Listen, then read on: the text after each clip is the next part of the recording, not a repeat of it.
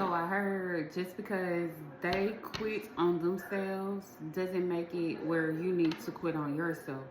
I know a lot of us get lost trying to save other people, but get yourself together first. And if you feel like you need to go back and save that person, go back and save that person. But we don't need two lost people because somebody need to live to tell the story.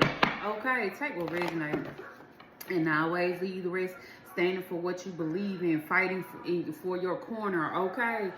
Protectiveness, defensiveness, y'all, control, okay? You having that control within yourself, new beginning, new relationship, all right? If you feel like you're worthy enough for this new beginning, this new relationship, this new you, this portal that they keep talking about, then go by all means, do yourself a favor and heal yourself. By all means, do yourself a favor and look at the worth within you. By all means, keep going and don't give up, okay? Just because they felt like they need to stop doesn't mean that you got to. Now, along the way, on down the road, baby, when everything's all in divine order, in divine time, if you feel like you want to come save that person, go do it. Okay, take what resonates and always lead the rest. Inability to cope with life, mental pain, guilt, remorse, negative emotions. If you feel like you can take on that, okay, because sometimes people carry so much trauma, so much burdens on them, and then when you go back trying to help them, you will end up carrying that same stuff that they felt like was too much for them to bear. And if you feel like you're strong enough to do it, do it. Take what resonates and always leave the rest. If you got more than enough to share, do it. Take what resonates, happiness, family, all that. All right, imbalance, sufficient, recklessness, conflict, lack of perspective. Like I said, if you're willing to take on all that, it's a lot. Okay, dealing with other people's trauma is a lot. Dealing with other people's burdens is a lot. You got to be whole in order for you to come back and help somebody else that's already feel like they empty. Okay, take what resonates and always leave the rest. Okay, mature, grounded. You got to be that high status, stability, security. 211 is on my timer. You're going to have to.